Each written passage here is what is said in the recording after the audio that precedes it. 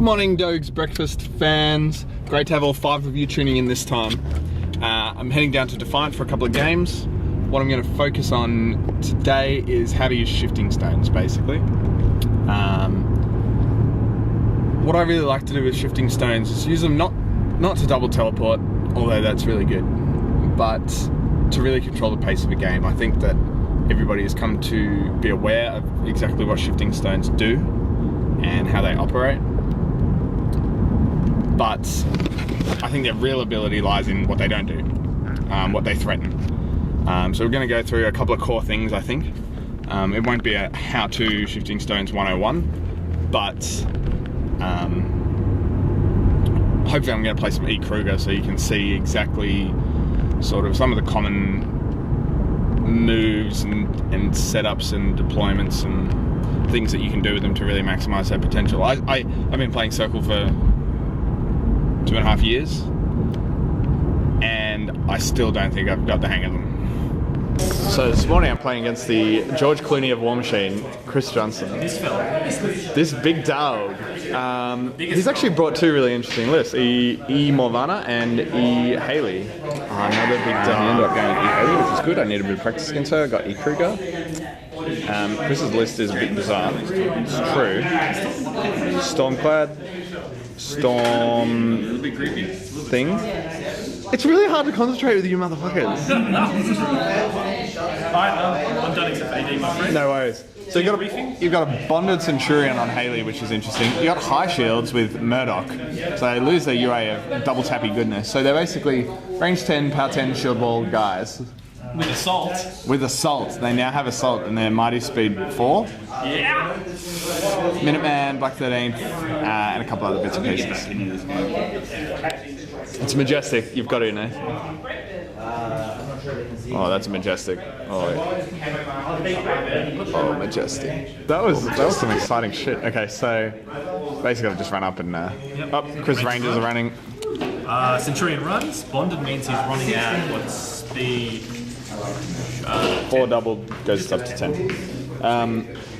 So I've set up my stones such in a position that they're really able to threaten Chris on the top of turn 2. However, the likelihood of me actually doing that is low. It's just good to have the threat of them there. I've got the key models in this triangle here, being Getterix, Kruger, and a Stalker. Fuck, Druid Clouds are a mess. I wish I had a proper way to do that still. Cast D-Cell. Is it feet turn? Nope. No feet turn. Great. Alrighty, the big boys declare their run. Go to ground is as soon as a model moves, it loses cover, correct? Correct. Correct. Alright, all of them So they all run and then he gets the auto and then he charges or something. They're gonna run. An impressive 8 inches for our Hammerfall friends. Now what I've done here with the big set of stones is set one up out there, one up out there. Just for the threat of it. Basically anything that wants to stay safe has to stay 14 inches back from that stone. So, I mean, I can get into the Centurion, which is nice. Which has caused Chris to position slightly differently. It's just a threat. It's just a question of whether I actually do it or not. It's nice to have the threat there. Measure that one carefully. I'll give it to you. Okay, I need a 14. And it's directly away from him, isn't it? Yeah, that's right. And then here's 3 if you want it. I didn't get him or the Piper, so these guys will go straight back into him there. Yeah. And then that guy will go on a different so he'll go. Yeah, he'll still plunk into him. Yep, something like that. That's cool. And everyone else is just going to go backwards. I'll start over here. 1, 2.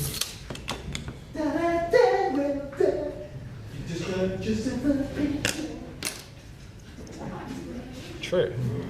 This guy goes 1.5 because he's in a forest. So that is the 4-person story. And then Haley and the loser as well. This loser? No, I didn't clip him. Didn't clip that one?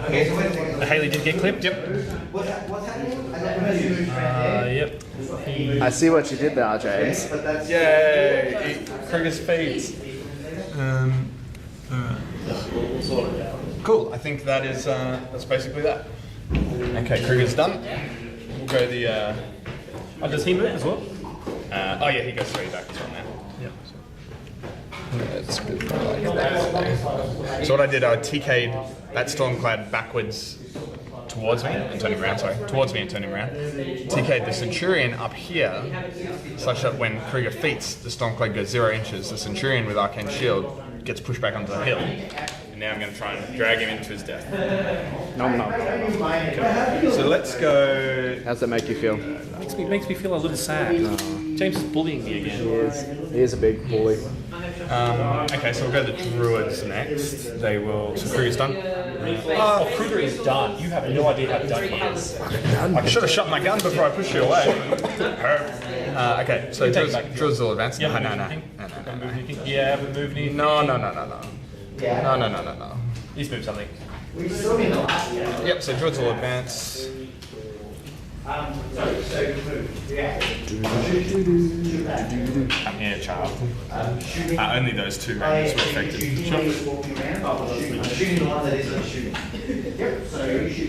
Unfortunately, I didn't have the focus to cast Stamina. Where was he? I shot him when he was closest. Yeah, He was still outside. No, I just want to know whether it's inside. Pagani. Oh, Pagani! 29.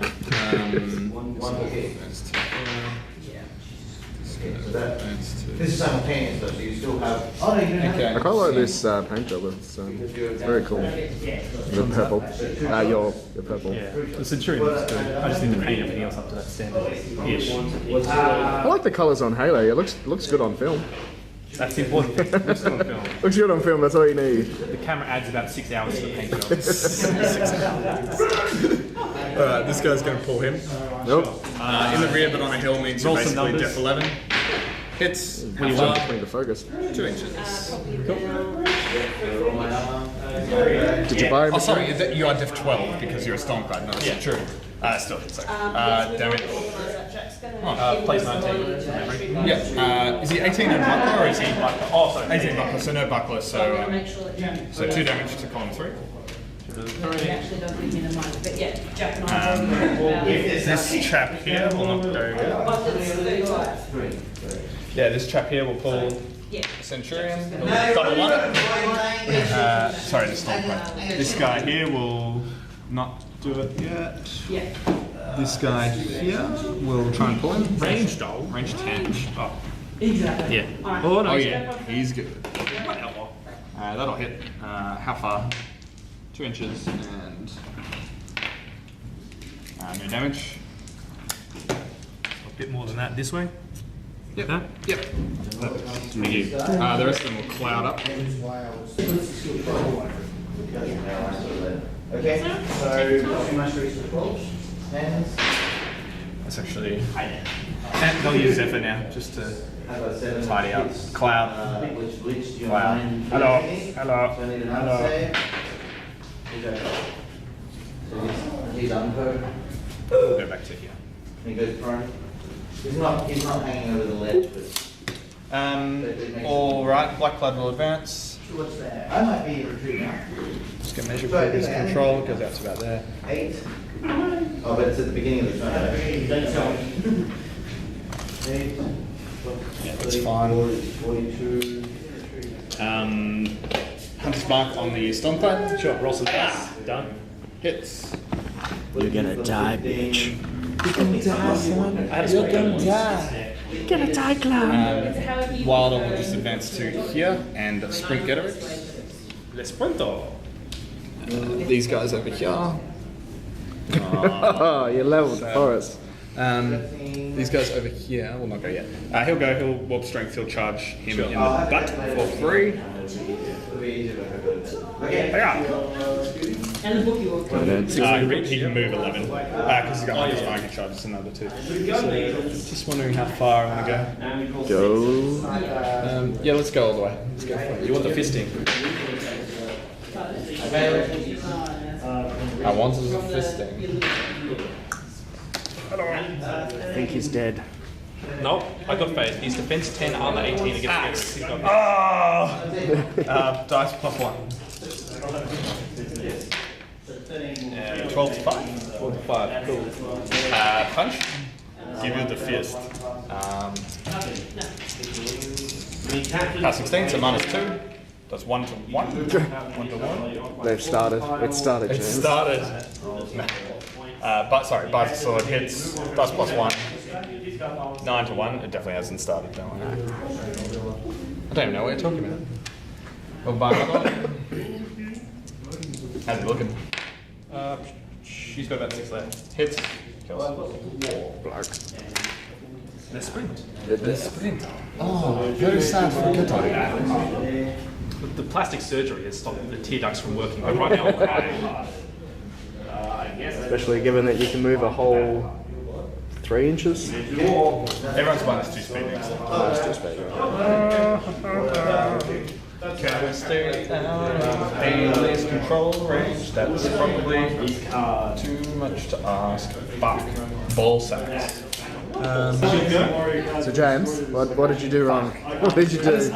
I fucked up a couple of auto activations, which meant that my Stalker cannot be prowling in a cloud in combat with this in preparation for Haley's speed turn. Which, It's coming. it's coming, would make life a lot easier if it would. I just sort of fucked up some positioning over in this part. It's really gonna hurt. Anyway, everyone is -2 speed except 1, 2, 3, with the 4. green dot. You agree? You're all over it. Alrighty, cool. Haley is going to camp all her focus because she's got nothing to do. Looks to here. Yeah. Here we go. Control area. That'll have to do. That'll have to Pop do. the feet. She'll decel and then she'll dead-eye the hammerfall. Yep.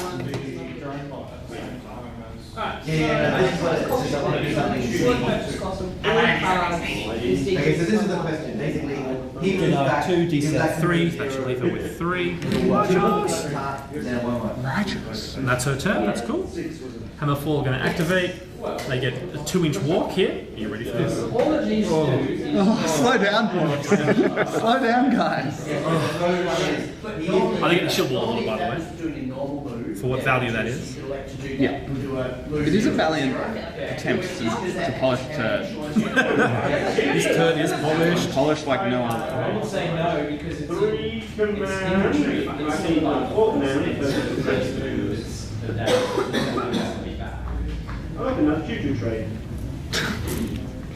I don't know what's happening behind me and I don't want to.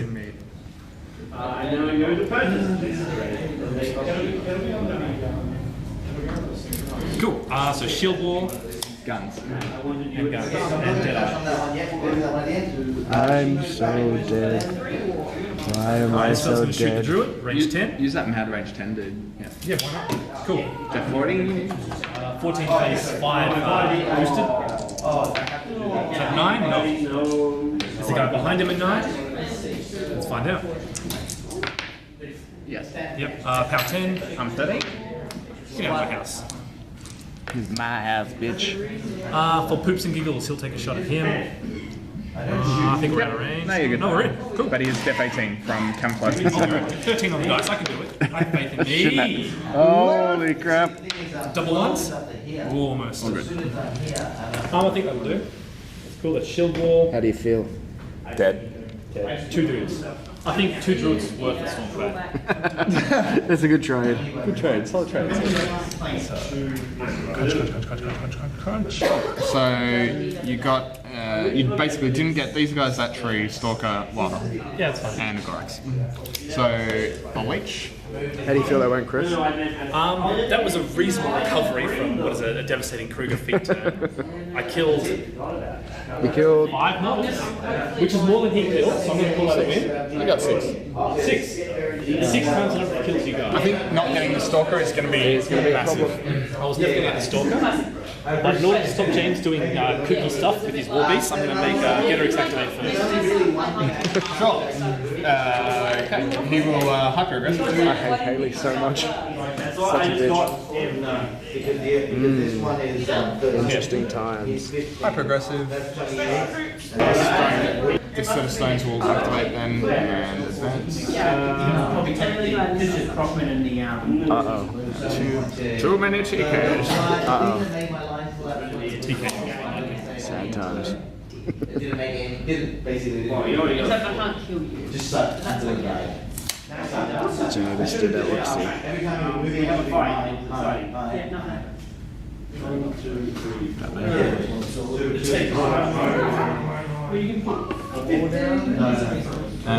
Okay. You had 3 if you want. I have one. Okay, and then I get to activate everything else. We'll go. These guys, they'll all aim. They'll get constant. What do you reckon, Chris? How did your feet go? I think the feet saved me from getting murdered. I suspect I'm going to lose these bad boys. Yeah, let's just go all in on.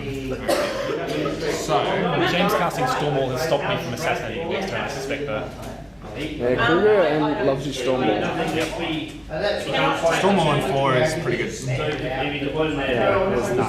it's kind of hard to get through. Yeah. Oh, I'd have to go. Yeah, so we'll go these guys. They'll get they'll advance a bit. No, it's still my favorite. Not much. Game. Yeah, they'll just sit there. They'll get concentrated fire. So I need to be pushing in the zone now. Is that James? I didn't prepare well enough for Eco's feet, but I got really fortunate that Chris did not catch my stalker. So he was able to kill the objective after 3-0. I think Chris is playing a bit defensively to ensure that E-Haley doesn't die, and I guess that's a byproduct of setting up stones. Setting up stones well, exactly. And this tree. No tree. Is there anything you're worried about? Kruger's death, not really though. He's got 4 transfers and Stormwall up. I mean, it's pretty straightforward on E-Haley's feet. So let's see what Chris can counter with. Chris, what's the plan? I have to put stuff in the zone. The Centurion's going to have to end up there or there, I'm guessing. I might put the Minutemen in here. Hammer 4 are probably going to have to assault charge just to get into the zone. Not going to lie, I've just chucked stones in the way so he can't fight Getterics. He probably can possibly get away, but that's the big issue with me getting to Getterics. Yeah. TK plus temporal acceleration is probably still not enough. If I really want Getterics, I might have to try and TK it myself, but then there's game next round. Either way, it's going to be pretty gross. Let's see. So he threatens 6-3, 11, plus the TK goes to 13. Can you do it? Temporal extension takes us to 15. Probably not. Friendship House. Like that was a pro move of me teleporting the stone UA out there and then I'm going to chuck my stone hammer that I can't because I'm on E-Haley's feet. Yep. I did point that out. Well, actually, no, he can. Because the stone's teleporting isn't an act, it's nothing. It's just a thing. Alright, I'm going to go for it because it's fun. That's the important thing. Oh, here we go. Here we go.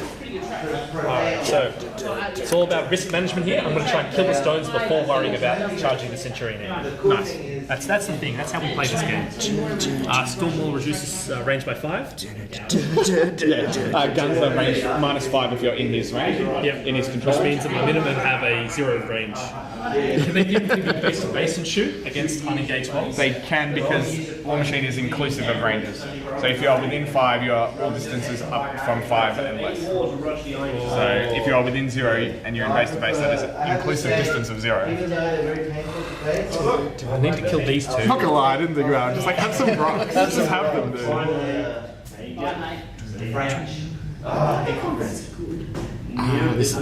I'll try and play without it. Classic stuff. Alrighty. Things are happening. Sorry, arcane shield, I should say. Cool. Alright, Hammer 4. Coming good. You want to kill Brian? Classic. Alright.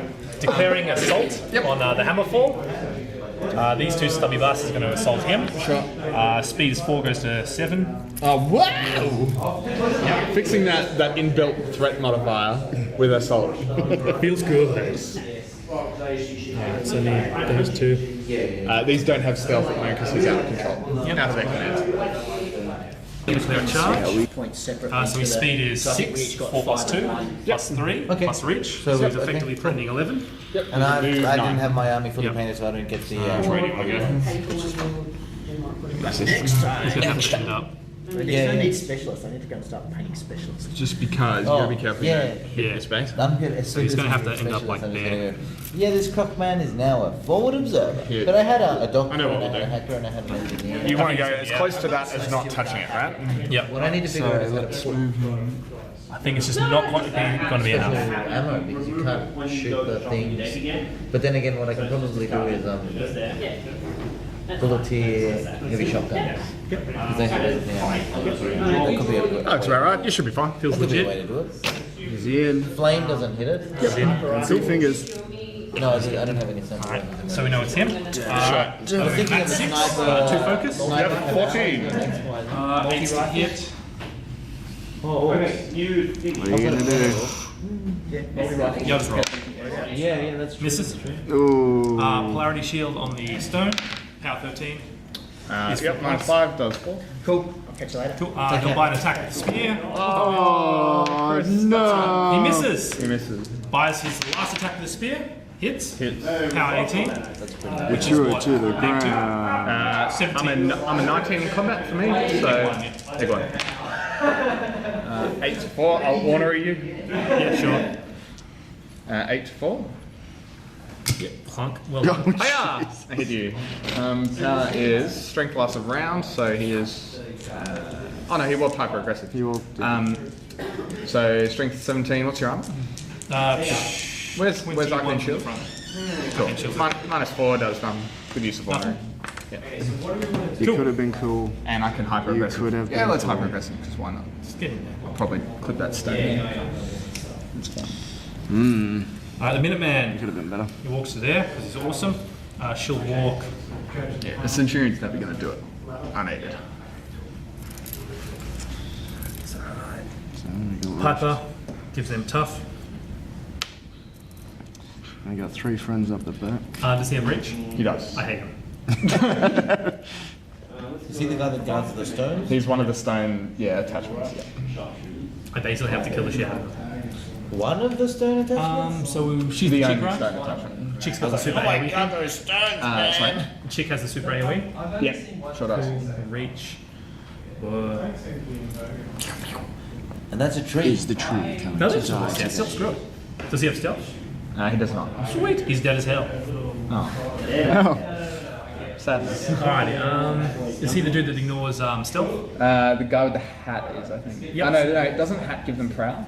Man. I can't remember. They're probably all in range of their relative targets. Yeah, you'll be fine. You'll be fine. Alright, dude who ignores prowl is going to shoot him. Yep. Right. Enough. Yep. -6. Roll an 11. Yeah, he can. Yep, yeah. Nice. Cool. The dude who has regular shooting is going to shoot him. -3.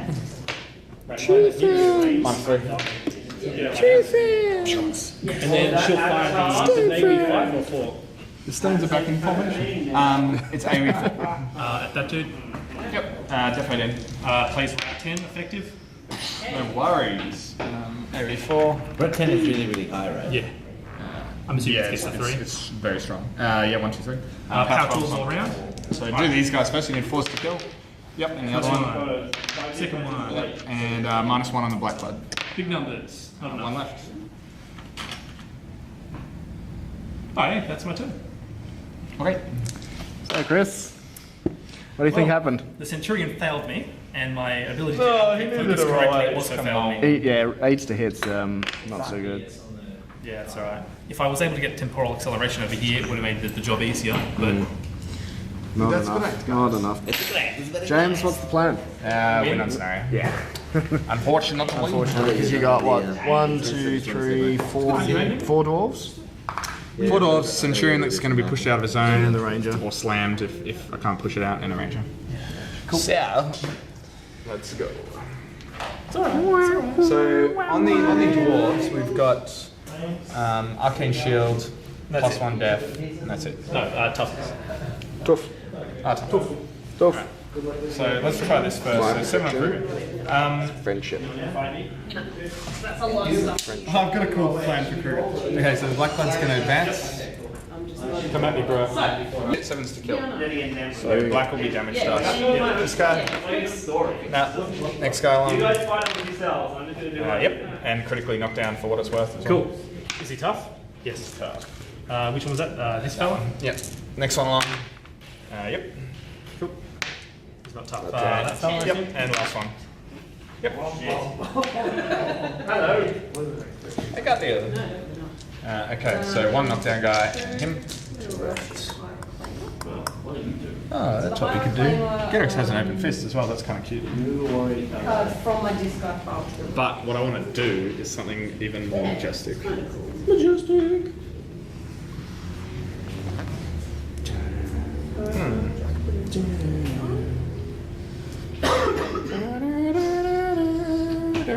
Okay, let's just go all in here because I think we're in decent shape. So yeah, let's go with these guys. These guys will try to snipe out the last two. So they will all just advance.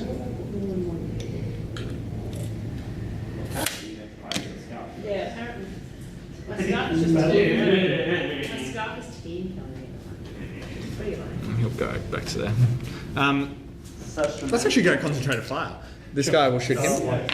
Hits. Plays 18 for 10. -6. Pat 12. He's not tough. Next to a knockdown. Peanut gallery. This guy here. Knockdown hit. Pat 13. Alright. It's 19, isn't it? He's not tough. So you kill all my stuff. Last one will do nothing. Power. You get mine to help my Right. The black though. So I'm on. Oh, because mine is, yes, you get it. So at this stage, it's Centurion and Ranger to win. Centurion and Ranger to win. Yeah, that's pretty. Kruger is he's okay at manipulating the board. Speaking of which, let's actually just go Kruger. He is going to. He's going to. No, he's not. Fight the cookie cannon. See that guy. And then you go next to Avatar. Oh, come in. Possibly 3.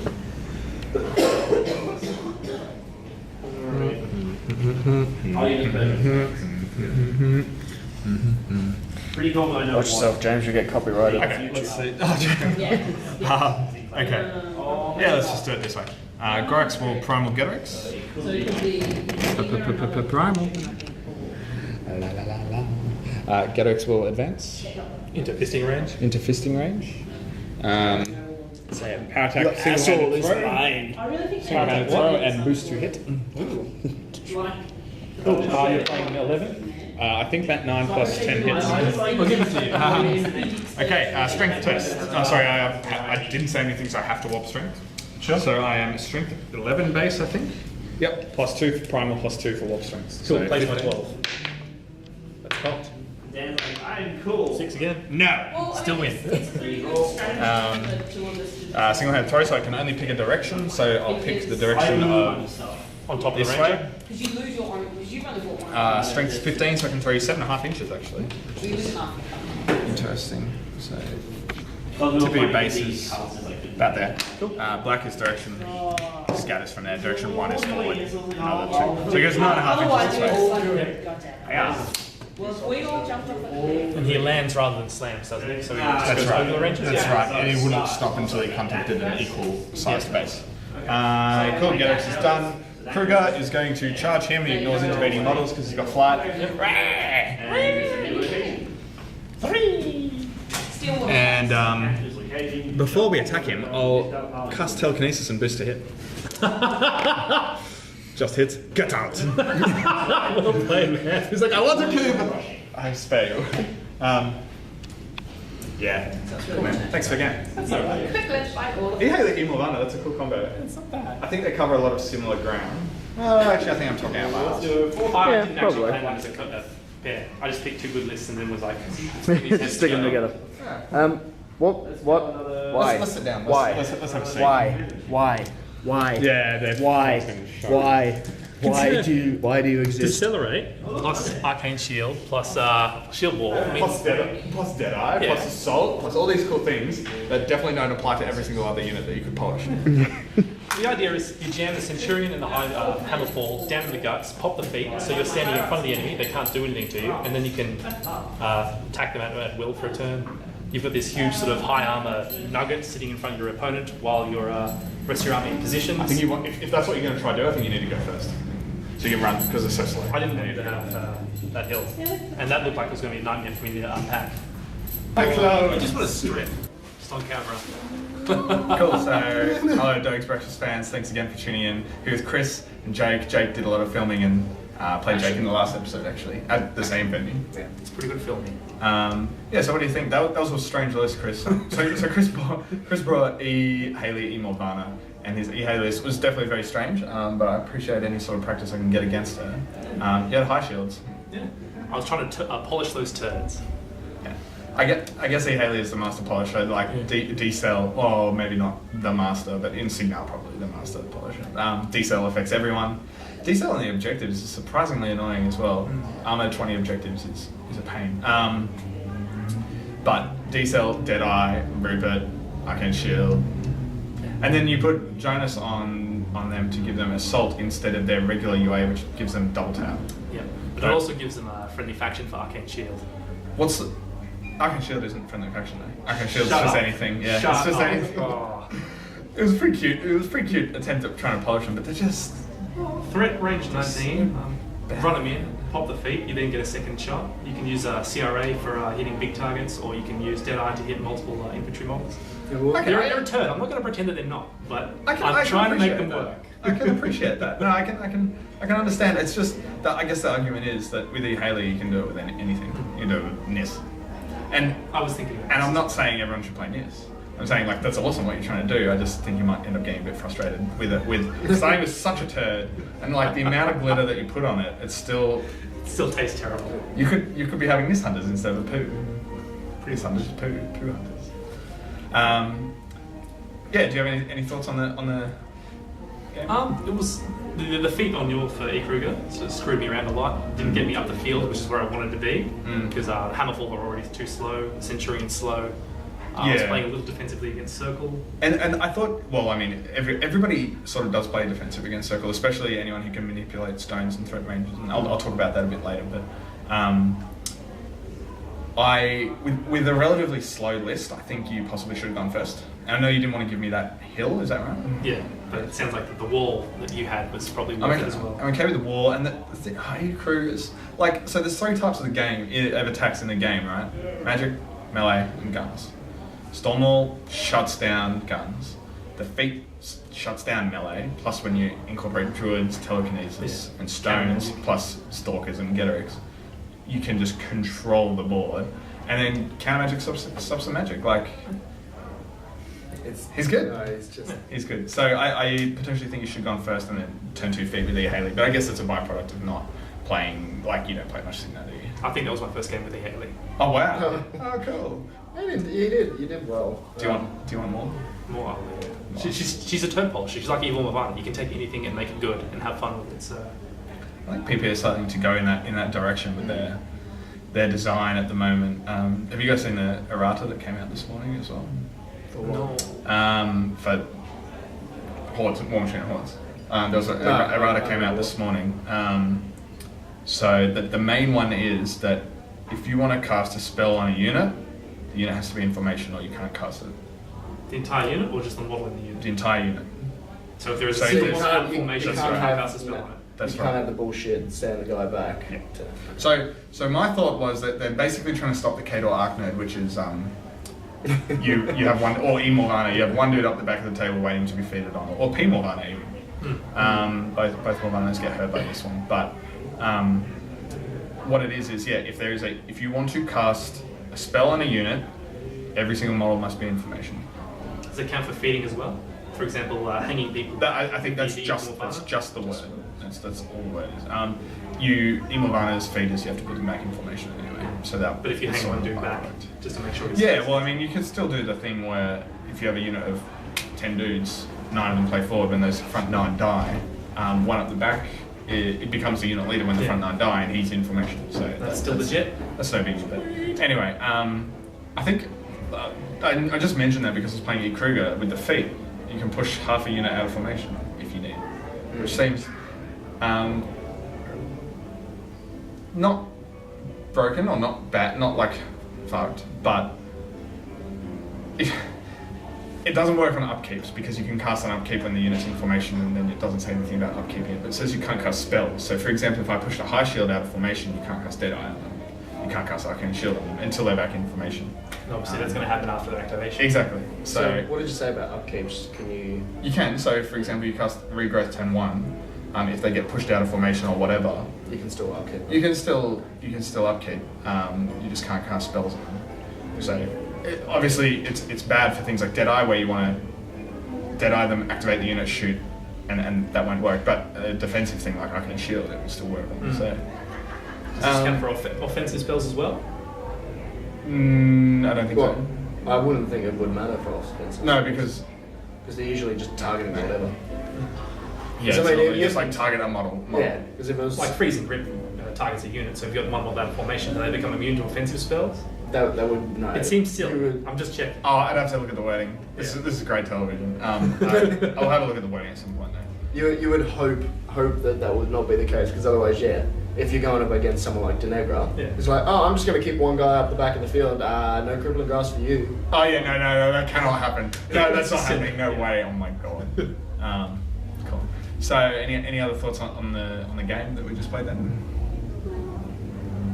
Felt about right. Definitely the list needs tweaking. I think you played it well. Turn 2 feet for Kruger was about the right time to do it. There were a couple of, I made a couple of big mistakes. The one mistake I didn't want to make was I wanted to actually be able to feat and then have that stalker in combat with your objective, so that whenever he activates, he can sacrifice movement and attack. Yeah. And I needed some defensive tech up there, like a Druid Cloud that he could go up into with Prowl. And I completely fucked that sort of side of the board. So I think you boxed yourself in. Yeah, I a did. fair bit. I did. Like you just had shit everywhere. the Wild Shrimp didn't actually have great targets in that game. They did some work, but they didn't actually have great targets, especially when you couple it with like D-Cell and a hill. They instantly lose like all their good targets. So I actually should have subbed in Lord of the Feast for sure. Hello, fellas. Hey gang. It's privately press play day upstairs, so that's a thing we might do shortly. Yeah, what do you any thoughts as an observer or? As a roaming photographer / cameraman, I've even got the jumper that looks like a proper director, art student. I think your issue was that you clogged yourself up basically. That was all I was going to say. And But he kind of does that by default with Stormwall. You kind of want everything around him. It's like get around me, boys. get around me. Yeah, so you've got 9-inch range on your anti-magic and a 14-inch range on Stormwall. You've got to navigate those carefully, and I sort of did, clog up a little bit in some sense. That was the only real thing I saw in that game that I'm like, okay, well that was a mistake. Was that Chris? I think I don't know what you Playing think. a new list with Like that being aside, I don't know what you really could have done outside of just trying to go. Well, I mean, you did get the first turn, and you just passed it off. I think going first with that list is more important than seeding someone a hill. Just because, I mean, as James was saying, given the choice between a wall and a hill, most people will go wall. Going sleeping against E. Haley sucks ass as well, because you very often will not be able to score on the bottom of 2 if you feed on the top of 2. I mean, obviously. Turn 1, it gives you the chance to run your turd up, and then turn 2, they can actually walk up, shield wall, do all their garbage, and Haley's in a position that she can walk up that little bit further and then feed. Compared to for the most part, you'll be able to just turn 1.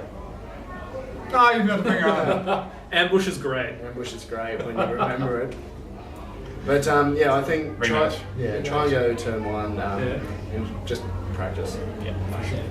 First game with your list, you're always going to get your ass kicked. So the trick is you jam with the Tarp into the Centurion and Hammerfall, and then the Minutemen walk up with TK as well as Temporal Acceleration, Deadeye if they need it, hop over the lines and hit the enemy caster with multiple boosted power 14s. I was trying to lure you into a static battle line and then jump over it to get a Kruger, but Static battle lines, they're kind of not so good with Storm Wall, is it? Yeah. I mean, sprint is such an integral part of the faction that it'll work against something slower, maybe a bit like Kator or Scorny, but against Circle it's just hit and run. So you have to play a little bit differently. And that's actually a thing I've noticed playing Circle. Like, I never get stuck bogged down in a fight unless it's single mana. You generally don't like you can't jam it. Like, Well, you can't afford to. Yeah. Yeah, you can't, like, if you jam with a Stalker, you just throw away 10 You points. just throw away Stalker. Circle really don't have a great jamming unit. That's what it comes down to. We don't have Chaosy, we don't have a high armor meat wall. Like, we have, the best we can do is Skinwalkers with +2 armor. And even then, that's what, 18, 19? They go up to armor 20. That's right, I mean like their armors. 18, 20. So, the one move I was proud of, which was different, normally what I'll do with Kruger is sort of charge him up and feet and sprint back. Like kill an infantry model, sprint back. But I didn't really have that option just because your guys were so slow. So far back. That's what I needed. But the double TK of turning the Stormclad around, That was really And good. then stopping the push. then pushing the one with Arcane Shield, the Senti. Centurion that I couldn't deal with, pushing him around, and then feating so that Stormclad moves 0 and then everyone else gets affected, and then take them apart piecemeal. I mean, that's Kruger's bread and butter, but High level play. I was happy with that. I was proud of that move. That was good. I just want to ask you guys a quick question about Iron Gauntlet. So, did you guys see the little promo video that they did? I haven't. No, I've been working. Oh, it's pretty cute. It's just 30 I'll watch it seconds. when I get home. It's 30 seconds of like nerds playing at a con. I think there's a couple of the Iron Gauntlet qualifiers in America, and they like blur the borders of the screen so it looks like things are moving really fast. But if you stop it, it's just like models on a table. So, Table. exactly. What would you guys be taking if you had to go Iron Gauntlet tomorrow? You'd probably be taking a Men off Caster and a Maricaster or something. I'd be filling Mark Galleon with Wrong Eye, just for the mad skew, and then something like either Emilvana or Ehaling. Nice. What about you, Jake? Providing I could, borrow factions, or if I was to just stay with convergence, which I'm doing for this year. If I was just doing convergence, it would be Lucant and Lucant Centurion. And if you had access to anything, it'd be... If I had access to anything, it'd be Lucant and probably the thing I have the most experience with, Legion. So I'd say maybe one of the males. That's cool. Thanks for tuning in, guys. Thanks for giving us a hand with the game. Appreciate it. Thanks a lot, Chris. Well done. Friendship. Hey everyone, so you would have just seen my game against Chris where I used this list. I just want to take a bit of time to briefly talk about this list, but also really the potential of shifting stones, how to use them and what to look out for. So this is my E-Kruger list with its specialists over here. I'll just go through it bit by bit. So we've got E-Kruger, the big dog that everyone forgets he has flight. He's an incredible warcaster. You look at his spells and he actually doesn't look like too much, but it's the combination of... Well, I mean, that's probably a lie as well. Stormwall's unbelievable and the feat's unbelievable. Often I'll play games just with those two spells and sometimes telekinesis, but I grow to appreciate him more and more every day. He's also a potential assassin by himself with a sustained attack rate of fire 3, power 12 gun. The battle group up here, here's the Terminator, as I like to call him, as his paint got rubbed off his skin. I just haven't got around to fixing it. Someone dragged him along the ground, I think, accidentally. And I'm sure you can guess why he's called the Terminator. Stalker and Getorix, the big dogs. Dogs. They don't really need much of an introduction. The units are, so I've got a unit of shifting stones and a non-UA unit of shifting stones, so that's the full stones package, as you are to call it. I'll go through a bit of a how-to in a moment, but unbelievable unit, honestly. Their potential, I still don't think I know how to use them really well. Like, obviously I know how to use them, but I'll come back to them because we need to go in depth. The units are... So the stones, we've got the druids with the UA.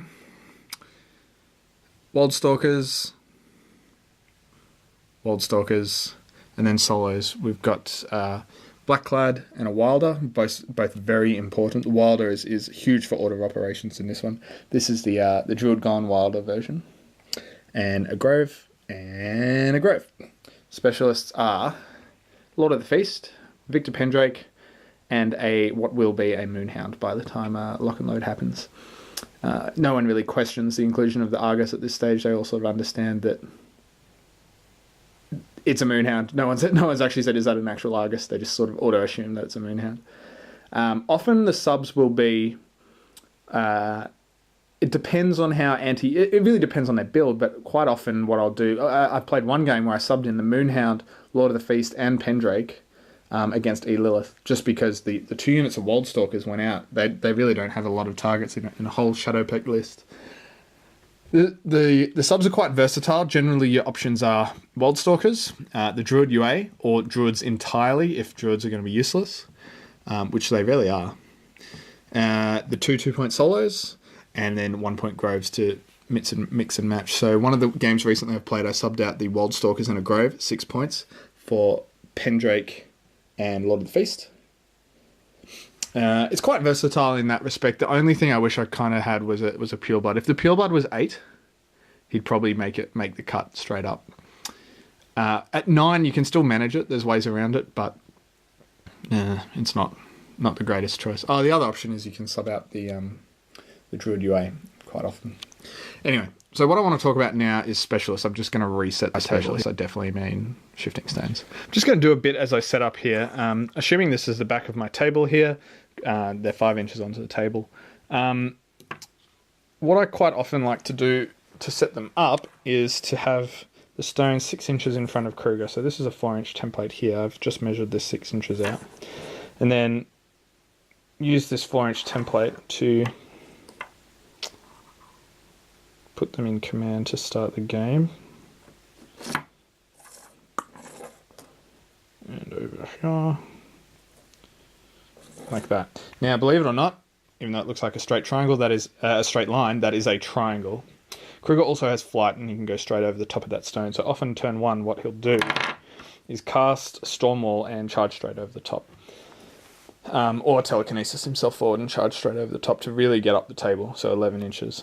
Now, if we deploy the second set of stones, you can never really deploy a straight line in the game. It's actually impossible. It's impossible for a model to block line of sight to another model if they're all the same size. So, for example, Wildstalker A can see Wildstalker B here because the base sizes are equal and thus not obstructing this model's line of sight. So even if you do this, he can still see along one of the sides of this model here.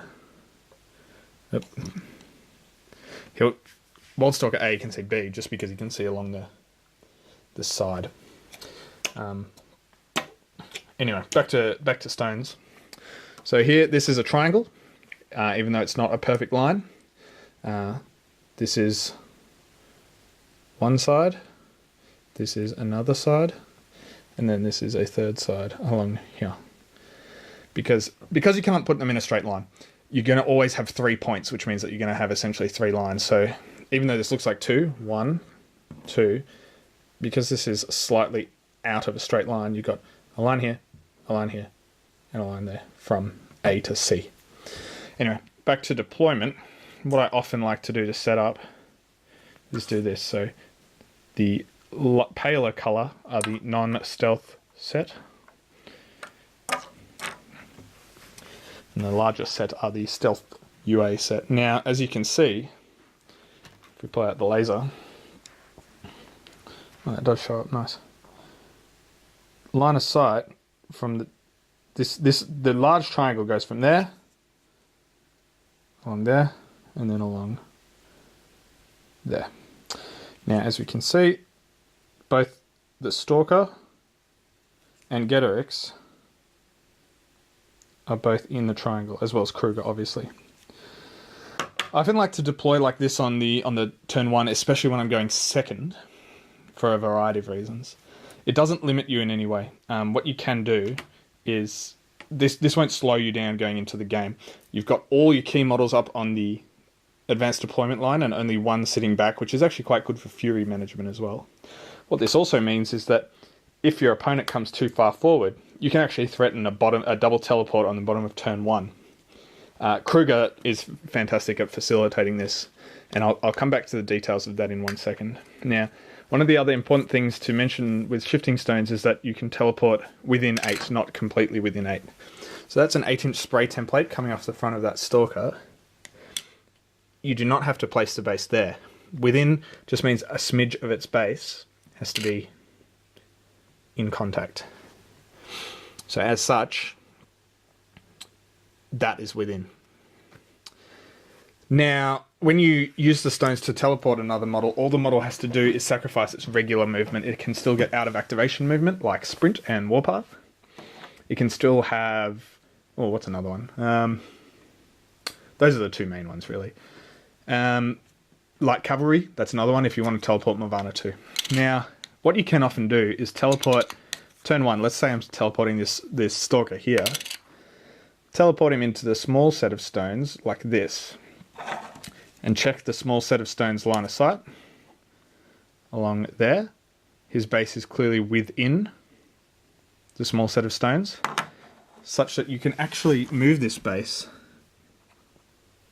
essentially, to not in a perfectly vertical line, but just a fraction off, and that is technically within that that triangle there.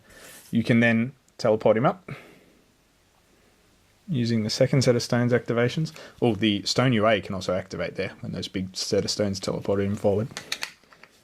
Teleport him another 8 up to here. Now, as I one-handedly get out my measuring device, we can see that the Stalker, who also has a 2-inch reach and could have had Sprint casted on him before he went up there. This is kind of tricky one-handed. Hold up. Has travelled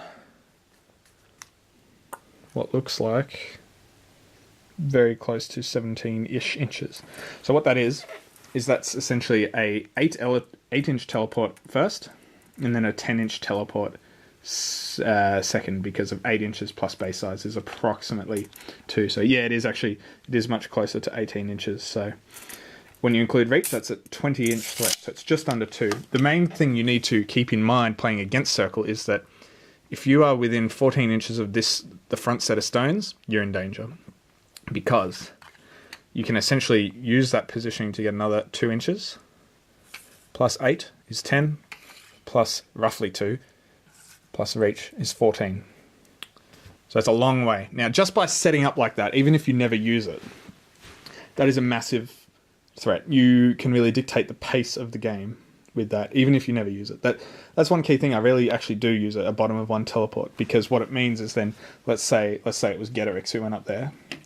Let's say he got really lucky and sprinted back 6 inches to there. You then now have to realise that your stones aren't moving, so if the Stalker goes, he wants to be about there for maximum teleports. A third heavy can potentially be over here for more teleports. And Kruger also. You really want to keep your key pieces in the stones, just for that threat, even if you never use it. Now resetting...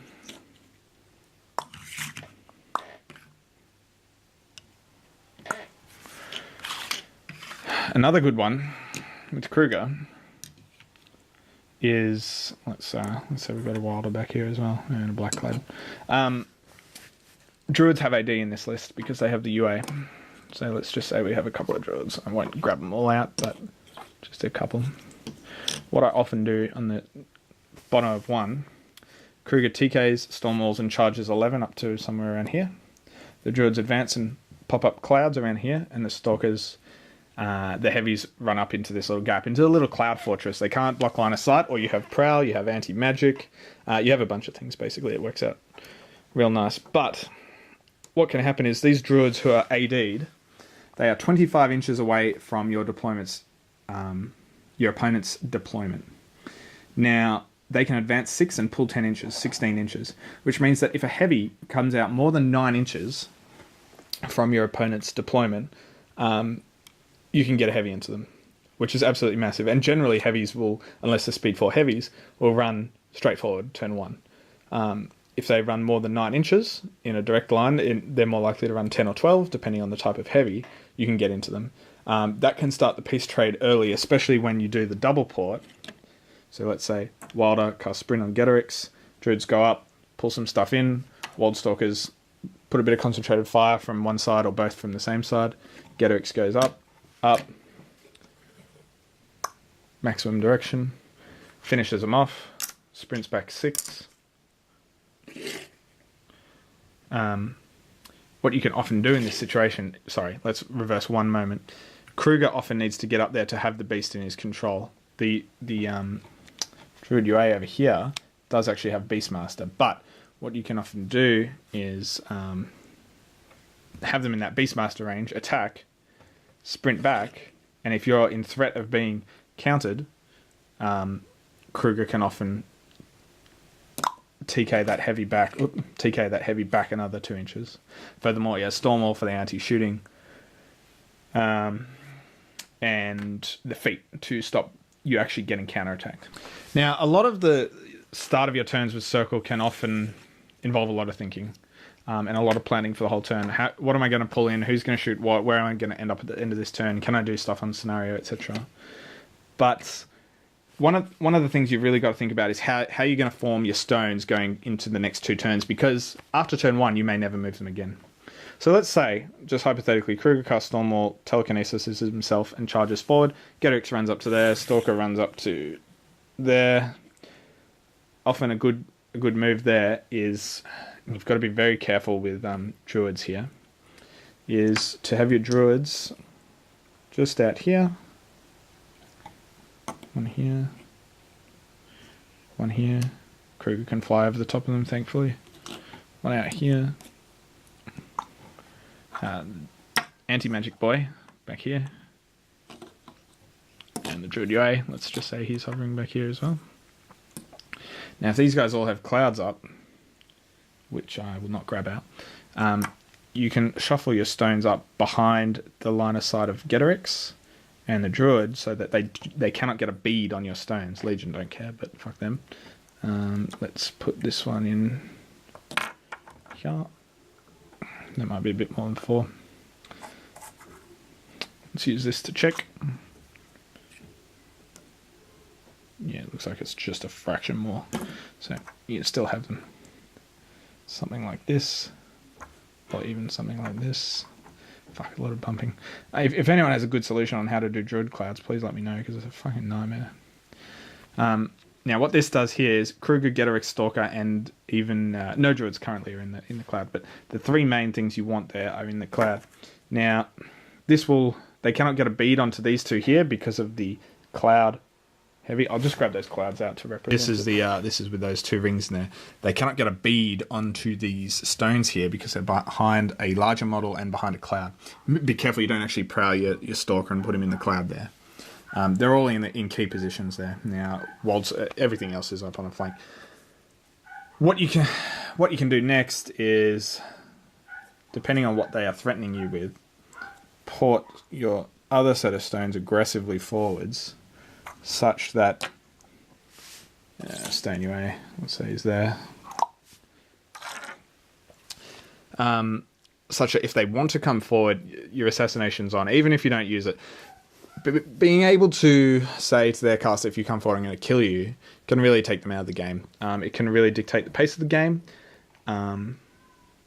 and really use your positioning of a 5-point unit to dictate where and where your opponent cannot go.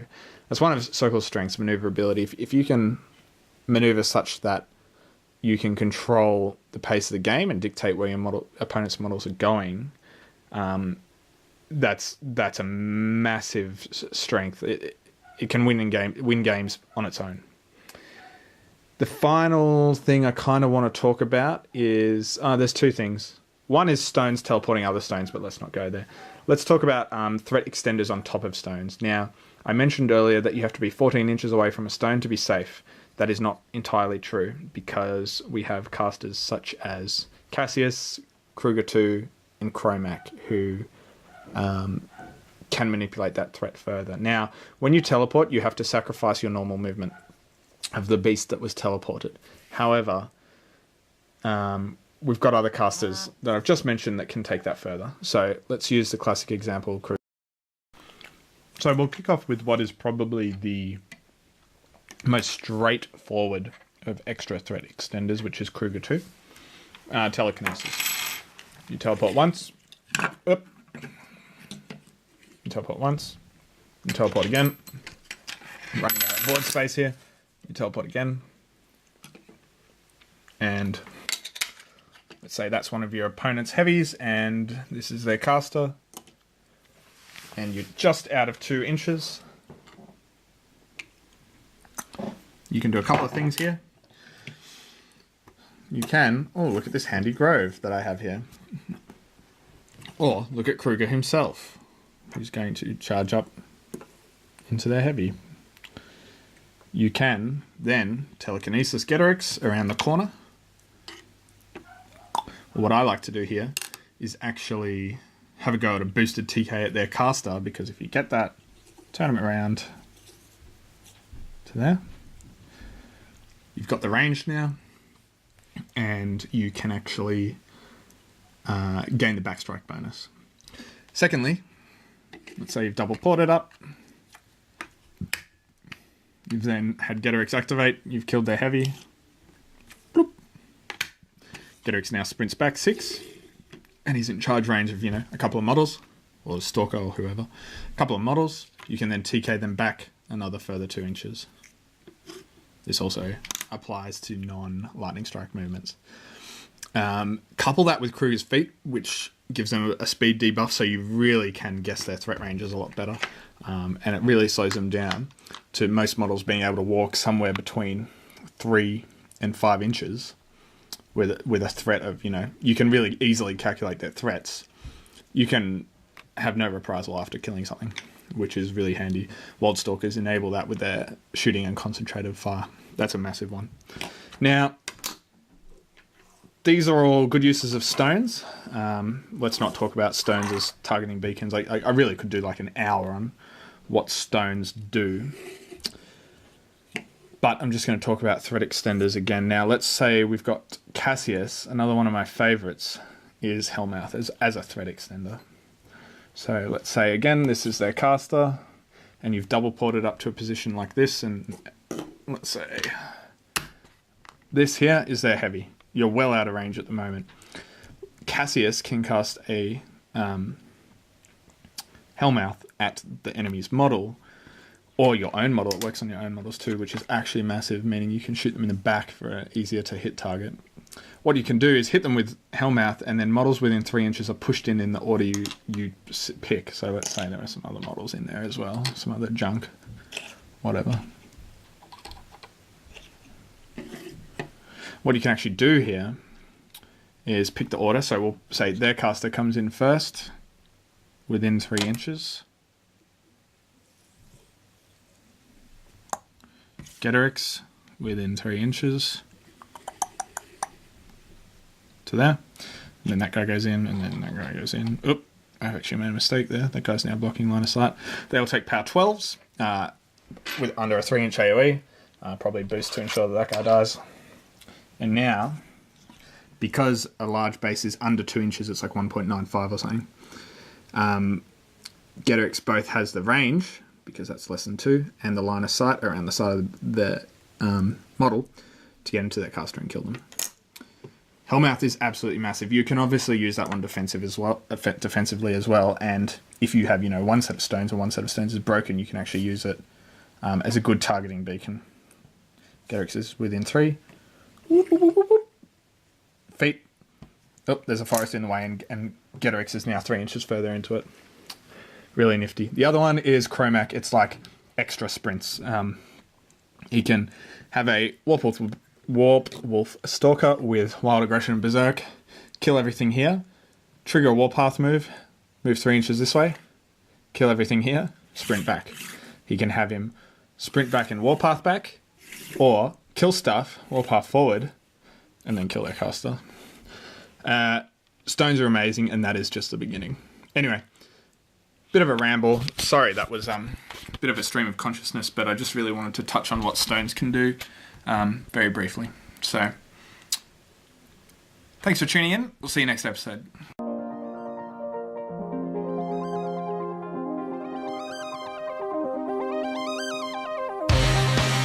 I just want to strip. Just on camera. I just want to strip. I just want to strip. I just want to strip. I just want to strip.